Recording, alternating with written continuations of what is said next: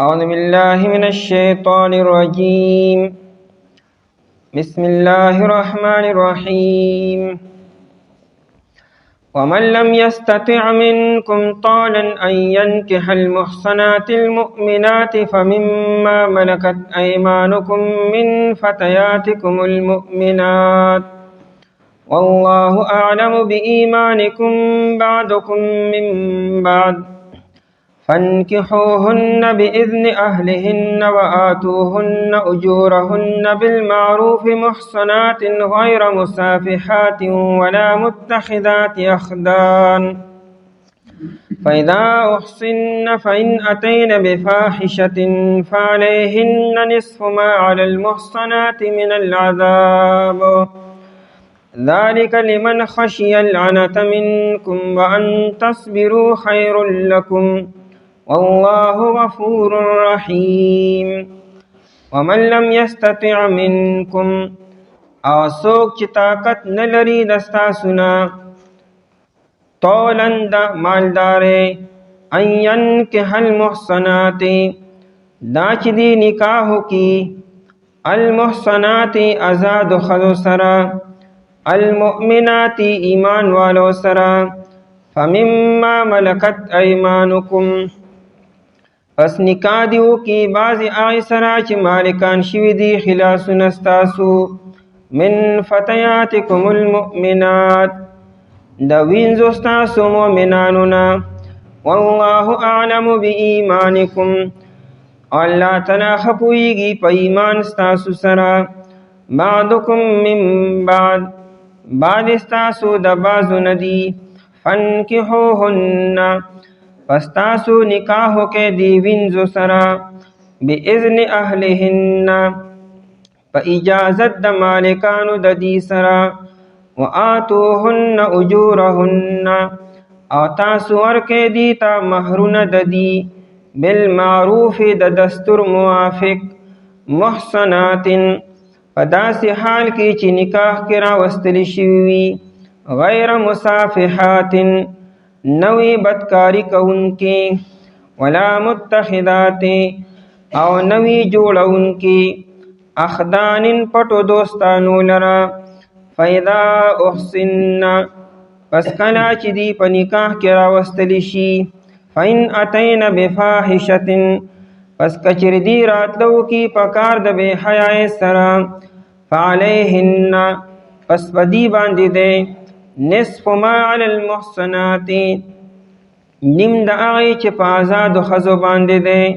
من العذاب دا سزانا ذالک لمن خشی العنتا دا وینزو سر نکاح کول دا آچا دا پار دے چی اریگی پا مشقت کے دوا کیا کی دو منکم دستا سنا وان تصبرو او دا چی تاسو صبرو کے خیر لکم دا ډیر بہتر دستاسو دا پارا واللہ غفور الرحیم اللہ تعالی بہن کی مہربان دے. پا آیت مبارکہ کے دا وینزو سرا دا نکاح بیان دے. مخ کے آیت کے پینزلس محرمات چی بیان شو نبیاویلی شو چی بعد وینزو سر نکاح حلال دے. یو داسې وینځه ده چې د هغې خاوند موجود دی هغه په دارالحرب کې پاتې شو دا وینځه قید کړی شوه او دارالاسلام ته راوستلی شوه نو دې سر یو مجاهد چېرې د هغې نه فایده اخیستی شي نو د وینځو ذکر مخکې آیت کې راغی نو لہذا په دې آیت کې د وینځو سره متعلق او د نکاح احکامات بیاني. آیت کې بیان دا دی چې تاسو وینځو سره نکاح وکئ و دائره پار درې شرطونه لګولې دي. لومړنی شرط دا دی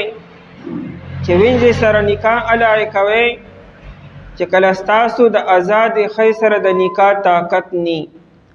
آزادې ښځې سره نکاح نشئ کولی نو بیا د مجبورۍ په طور باندې تاسو وینځې سره نکاح وکئ. دویم شرط دا لګولی دی چې دا وینځه به مؤمنه وي ایمان والا به وي نو کافر سره او مشرک سره او غیر مسلم سره به نکاح نه کوي چې وینځئ. او دریم قید دا لګولی دی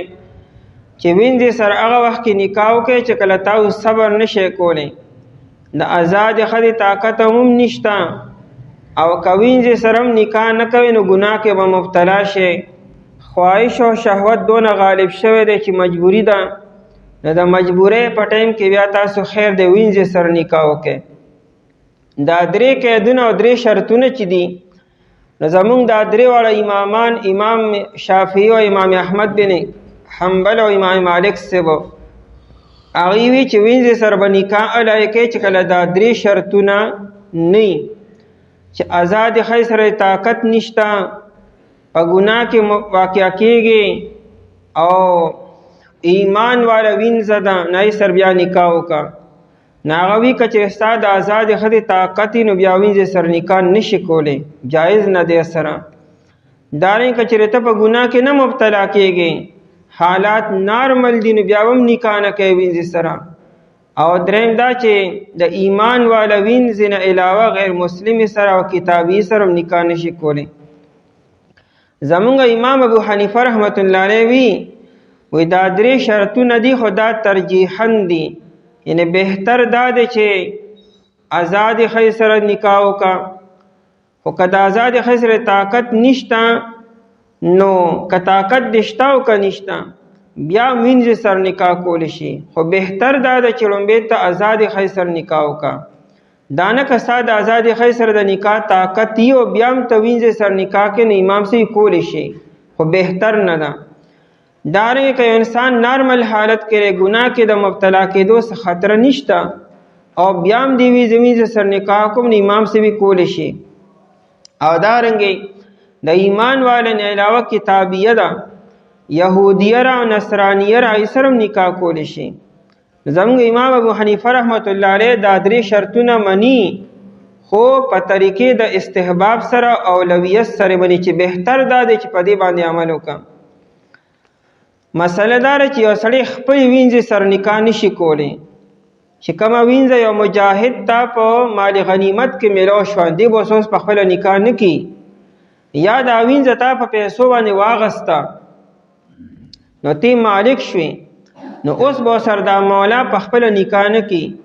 ځکه مولا خپل وینځې سره په خپله نکاح نشي کولی. د نکاح نه لوی قدرت او طاقت تا ته حاصل دی، تر دې وینځې مکمل د بدن مالک یې. په نکاح سره خو انسان ته د یو زنانه بعضې فواید حاصلېږي، ټول خو نه حاصلېږي. یعنې سړی خو د ښځې د جسم مالک خو نه چې دی که خرڅي او که هبه کیې، صرف د نکاح سره چې کومې خبرې تعلق ساتي هغه ملکیت تا ته حاصل دی.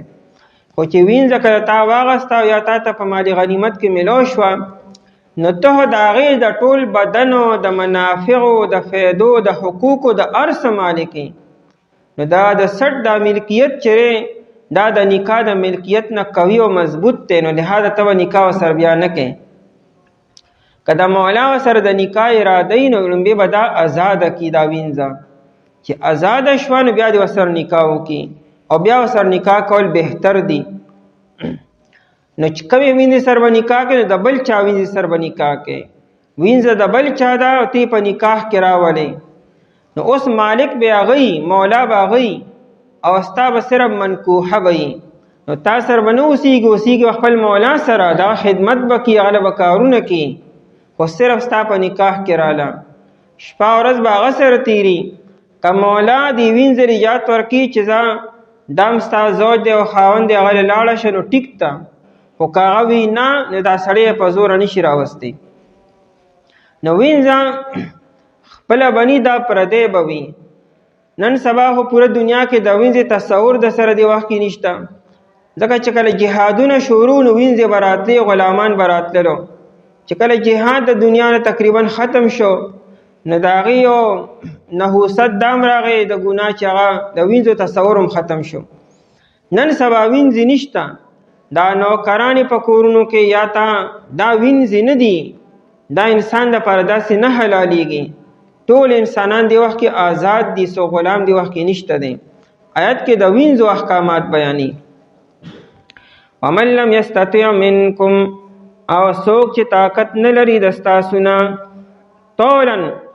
طول په عربی کې په 2 معنو باندې راځي. یو معنا طاقت لرلو، گنجایش، او بل معنا د مالدارۍ. کده لم یستطیع معنا موږ طاقت وکړو چې په تاسو کې څوک طاقت نه لري نو دا طولن معنا بیا د مالداري وکړو. او کده ومن لم یستطیع معنا موږ داسې وکړو چې څوک نه مومي د ستاسو نه نو بیا د طولن معنا هغه طاقت به وکړو. او څوک چې نه مومي د ستاسو نه طولن طاقت یا څوک چې طاقت نه لري د ستاسو نه د مالداري ان ينكح المحصنات المؤمنات آزاد ښځې سره د نکاح او د وینځې سره نکاح کې فرق دی. آزاد ښځې سره چې نکاح کې د هغې اصول او شرایط ډېري هغې له بیا پوره مهر به ورکوي نو د هغې مهر هم ډېري د وینځې مهر کمی او د آزادې د اصلي د خانداني ښځې مهر ډېري ځکه د یو زنانه مهر د هغې د خاندان د هغې په حساب سره چې خاندان څونه اوچتي نو مهر هم دومره ډېري بیا د هغې شرایط هم دومره ډېري او وینځه خو یو ناقص مخلوق دی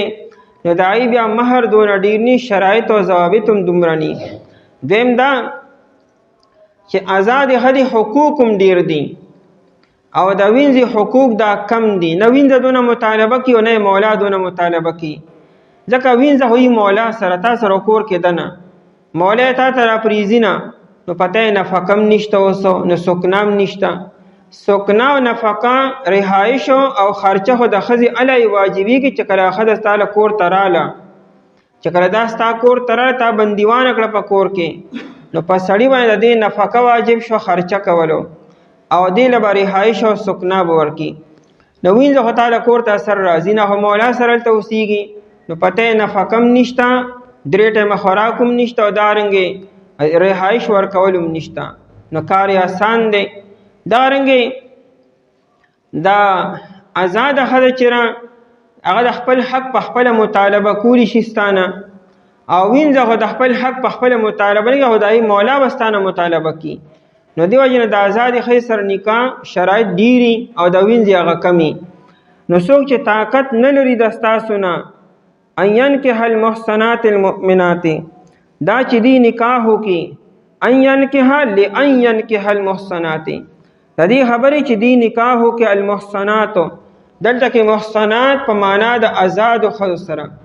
پرون مونږ ویلو چې دا محصن او محصنات په 4 معنو استعمالیږي په معنا د آزادۍ سره او په معنا د اسلام سره او دارنګې په معنا د نکاح کولو سره او دارنګې په معنا د پاک دامنۍ سره. نو دلته کې المحصنات په معنا د نکاح کولو ان کې په معنا د آزادو سره ان ينكح المحصنات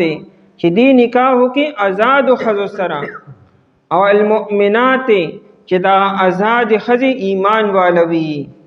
آزاد ښځه او مؤمنه ده هغې سره د نکاح طاقت نه لري. د مؤمنې نه علاوه چې دی نو یهودنې سره او عیسایانو سره هم سړی نکاح کولی شي چې آزاده وي. دا یې قرآن کریم ذکر په 4مه سپاره کې کړی دی. نو فمما ملکت ایمانکم پس دی د نکاح وکړي بعد هغې سره چې مالکان شوي دي ښي لاسونه ستاسو یعنې مراد ترېنه وینځې دي. نو ستاسو خپلې وینځې خو نه یادي ستاسو د رونو د بایګانو وینځې ایمانکم یعنې ایمانو اخوانکم لکه موږ دا قانون بیان کو چې یو سړی خپلې وینځې سره نکاح نشي کولی نو ته به خامخا د بل چا وینځې سره به نکاح کوې. نو ملکت ایمانکم ملکت ایمانو اخوانکم ستاسو د رونو په ملکیت کې چې کومې وینځې دي هغې سره نو هغې سره نکاح وکړئ. من فتیاتکم المؤمنات فتیات جمع د فتاتون ده او فتاتو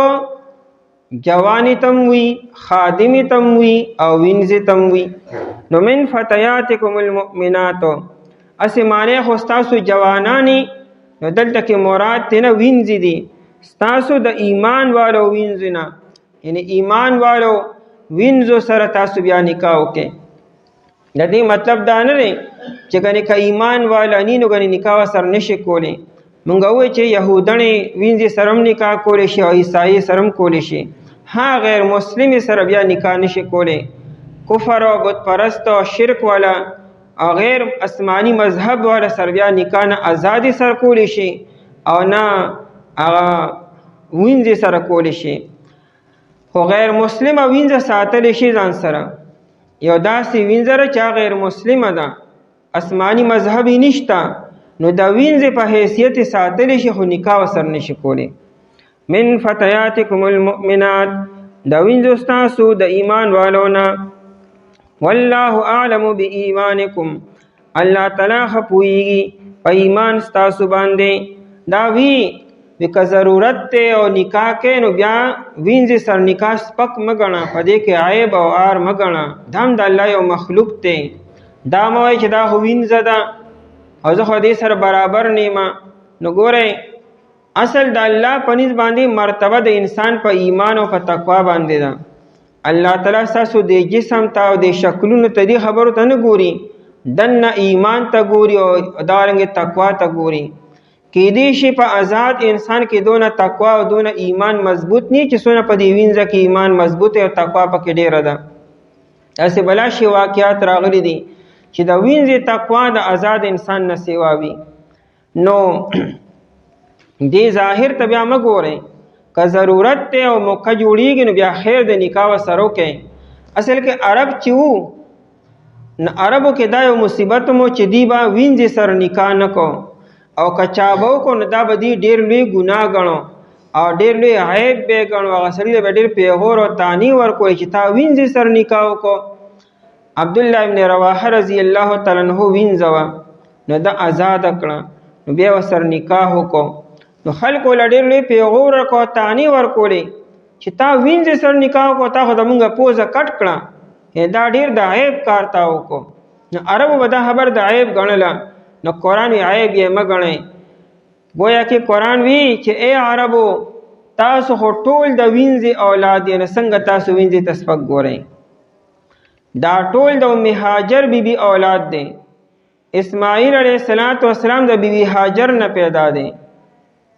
او بیا د عین د عربو دا سلسله د مکی والو شروع شو او بیبي هاجر په خپل وینځ و د مصر د بادشاه ځکه هو د مصر بادشاه ابراهیم علیه السلام ته دا وینځ هدیه کې ورکړه ساره رضی الله تعالی عنها ته نو چې تاسو اصل چیرې ام هاجر اپ خپل وینځ نه تاسو د وینځ اولاد شئ څنګه وینځ تسپک ګورئ نو قرآن وی چې تاسو ظاهره کې دې تسپک مګورئ کې دې شي دا تاسو نه په ایمان کې اوچته وي او طاقتور وي والله اعلم بإيمانکم الله خپويږي په ایمان تاسو باندې بلال رضی الله تعالی غلام د اصل نکنه لیکن مرتبه د ډیرو لوی خلکو اوچته ده عمر رضی الله تعالی عنہ اصل عرب د خاندانی انسان د سونه لوی شخصیت ده خو عمر رضی الله تعالی عنہ به بلال رضی الله عنه ته سردار ودا د موږ سردار دی سیدنا بلال ودا د موږ سردار دی چې عمر رضی الله عنه خوشامدی نه کوله حقیقت بیانو چې دا د مانوي درجه کې اوچت بلال رضی الله عنه نو د غلام د اصلنا مرتبه ډیره زیاته اوچت ده نو الله اعلم بإيمانکم بعضکم من بعد استاسو د بازو ندی باید تاسو را بازو ندی یعنی اصل تاسو ټول یو دی دا ټول انسانان د آدم علیه السلام او د بیبي حوا اولاد دی نو په دې کې څه فرق نشته دا خو صرف دا چې د دنیا بعد خبرې دا سری چې هغه غلام دی او ته آزاد دی نو دای وجه نه دا مرتبه کم شو په ظاهره کې نور د ایمان په اعتبار سره او تقوا په اعتبار سره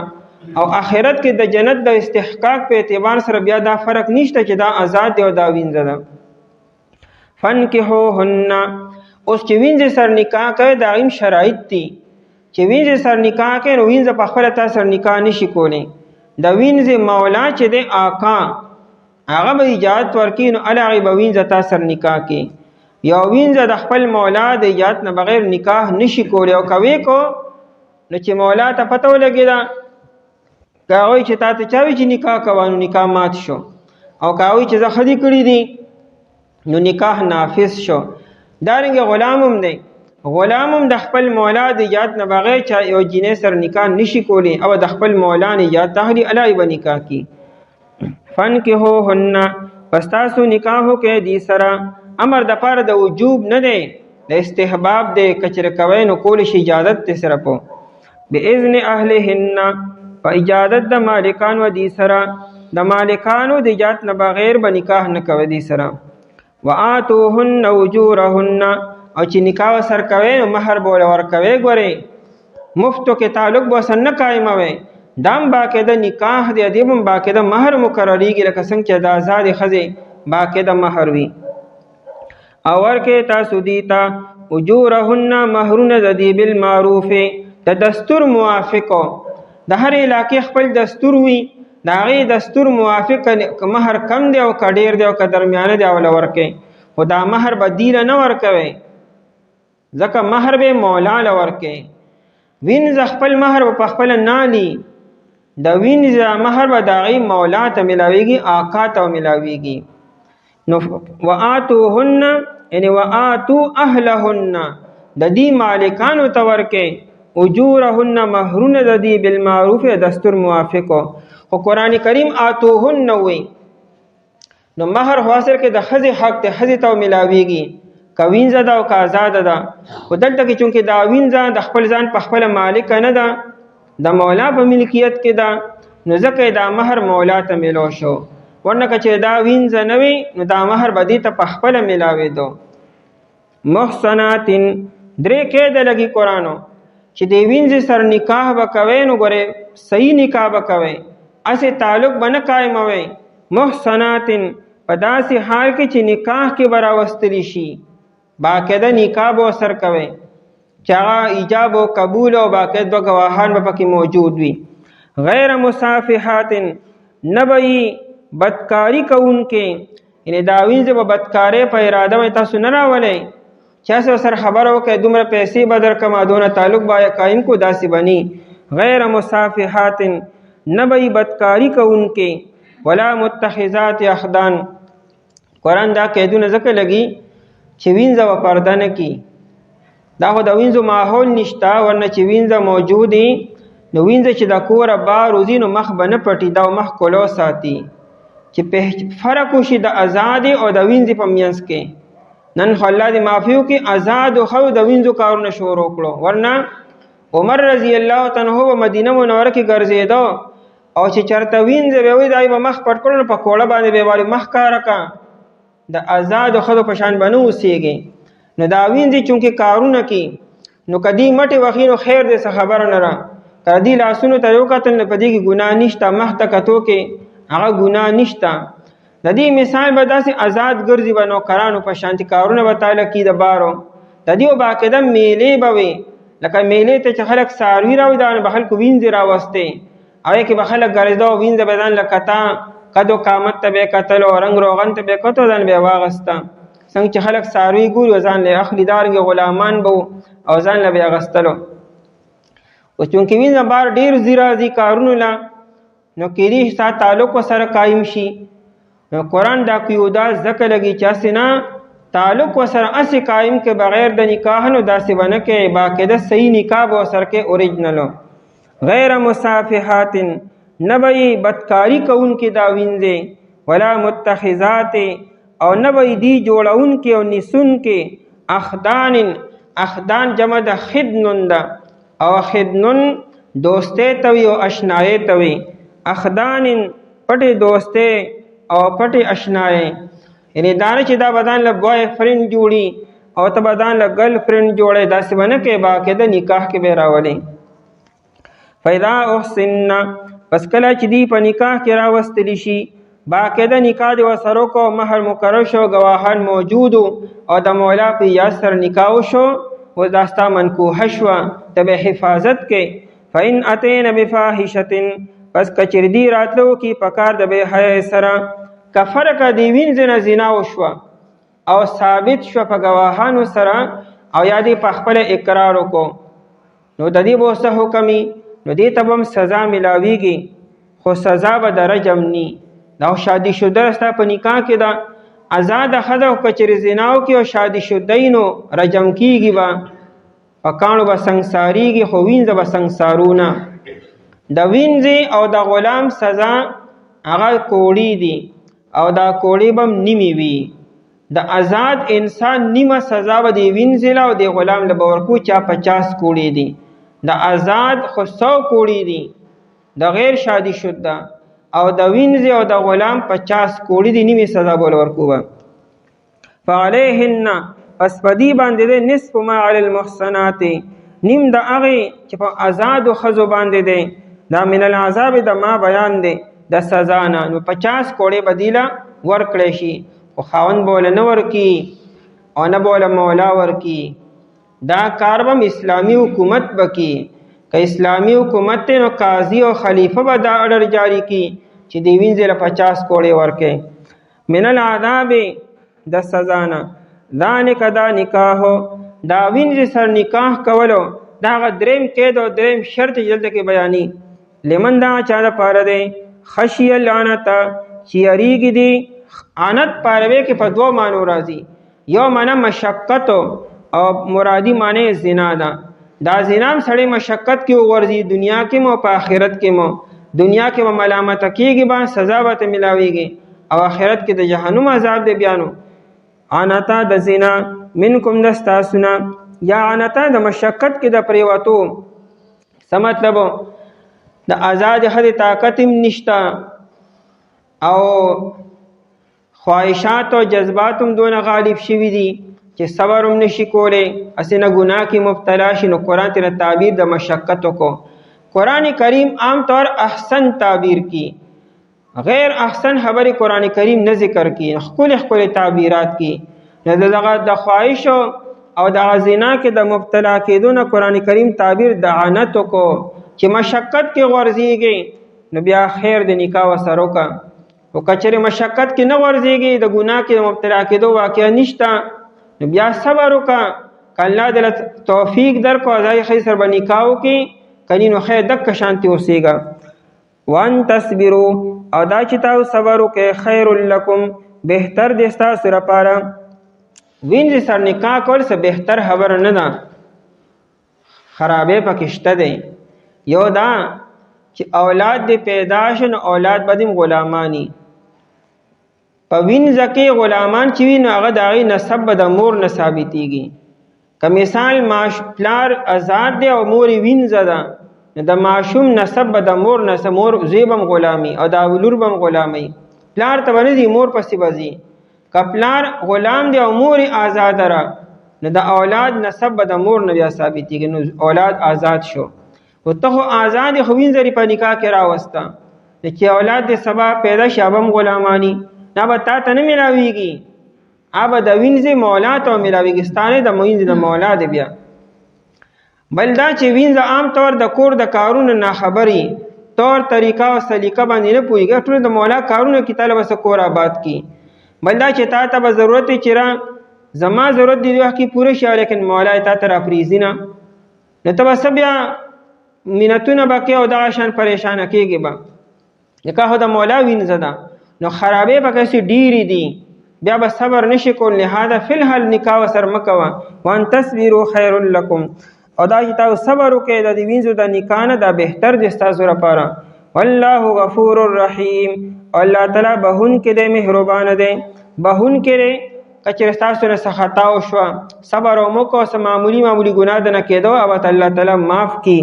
او رحیم مهربان دی ځکه داسې احکامات نازل کړو. او څوک چې نه مومي د تاسو نه طاقت دا چې دی نکاح وکړي آزاد او مؤمنانو خو سره پس نکاح دو کې بعد آیسره چې مالکان شوي دي خلاصونه تاسو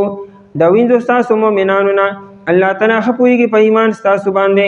بای تاسو د بازو نه دي پس تاسو نکاح کې په اجازه د مالکانو دي سره اور کې دي ته مہرونه دي د دستور موافق په داسې حال کې چې نکاح کې راوستلی شي نوې بدکاری کوونکې او نه دي جوړونکې پټو یارانو لره پس کله چې نکاح کې راوستلی شي دي پس کچې دی راتو کې پکار د به حیا سره پس پدی باندې نیم داغي چې په آزاد خود باندې سزا نه دا حکم چې چا د پاره دی چې اړیږي په مشقت کې دوا کې کېدو دستا سنا ادای تاسو صبر وکړئ بهتر د تاسو لپاره الله تعالی بهون کې د مهربان دی.